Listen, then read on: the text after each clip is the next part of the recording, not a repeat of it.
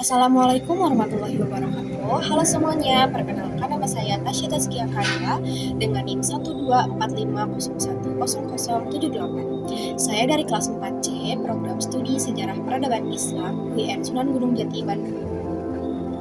Pada kesempatan kali ini, saya akan mereview salah satu subbab dari buku Studi Kawasan Dunia Islam, Sejarah, Teori, dan Pemetaan Kawasan, karya dari Bapak Dr. Andes Haji Asep Ahmad Hidayat, MAG CEHS, yaitu pada bab 4 tentang pembagian kawasan dunia Islam, perspektif geopolitik dengan berfokus pada kawasan Islami Asia Barat. Saya memilih topik ini karena menurut saya Asia Barat itu merupakan kawasan yang memiliki peranan sangat penting dalam sejarah peradaban manusia sekaligus perkembangan dunia Islam.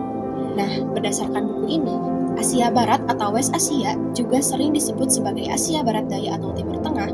Secara geografis, kawasan ini terletak di bagian barat benua Asia dan menjadi penghubung antara Asia, Afrika, dan Eropa. Nah, dalam perkembangannya, istilah Asia Barat digunakan sebagai istilah yang lebih netral dibandingkan penyebutan Timur Tengah. Wilayah Asia Barat juga memiliki batas-batas geografis yang cukup luas, di mana di sebelah baratnya itu berbatasan dengan Laut Mediterania dan Laut Merah, dan di sebelah utaranya berbatasan dengan Laut Hitam dan Laut Kaspia, lalu ada di sebelah timur berbatasan dengan wilayah pegunungan Iran, sedangkan di sebelah selatan itu berbatasan dengan Laut Arab dan Samudra Hindia. Nah, kawasan ini meliputi berbagai wilayah bersejarah seperti Anatolia, Mesopotamia, Levan, Semenanjung Arab, dan Palestina. Lalu ada negara-negara yang termasuk ke dalam kawasan ini, antara lain Arab Saudi, Iran, Irak, Suriah, Yordania, Lebanon, Kuwait, Oman, Qatar, Uni Emirat Arab, Bahrain, Yaman, Turki, Palestina, Armenia, Azerbaijan, Georgia, Siprus, serta sebagian wilayah Mesir. Nah, salah satu hal yang paling menarik adalah kondisi alamnya, di mana dalam buku ini dijelaskan bahwa sebagian besar Asia Barat itu beriklim kering hingga semi kering dan banyak didominasi padang pasir serta pegunungan. Walaupun demikian, kawasan ini itu memiliki cadangan sumber daya alam yang sangat besar, terutama pada minyak bumi dan gas alam. Nah, karena kekayaannya tersebut, Asia Barat sering disebut sebagai jantung atau heartland energi dunia dan memiliki pengaruh besar terhadap perekonomian global.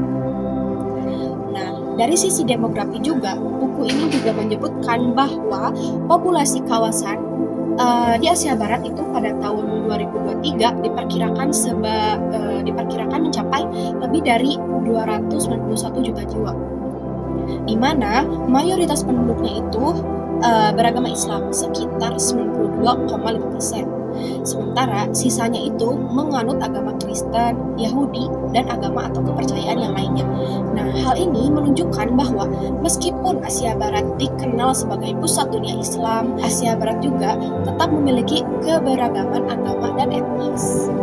Nah, yang paling menarik bagi saya adalah pembahasan mengenai sejarah peradaban Asia Barat, di mana kawasan ini tuh merupakan tempat lahirnya 3 agama besar dunia, yaitu Islam, Kristen, dan Yahudi. Nah, selain itu juga, wilayah ini menjadi pusat berkembangnya berbagai kerajaan dan kekaisaran besar, seperti Kekaisaran Persia, Romawi Timur, Kekhalifahan Umayyah, Kekhalifahan Abbasiyah, hingga Kesultanan Utsmaniyah. Nah, jejak sejarah tersebut masih memberikan pengaruh besar terhadap kondisi politik dan budaya di kawasan ini hingga sekarang. Lalu, ada dalam perspektif geopolitik, di mana posisi Asia Barat ini sangat strategis karena menjadi jalur perdagangan internasional sekaligus menjadi kawasan yang kaya sumber daya alam. Nah, inilah yang membuat wilayah ini sering menjadi pusat perhatian dunia, baik dari sisi ekonomi maupun politik internasional.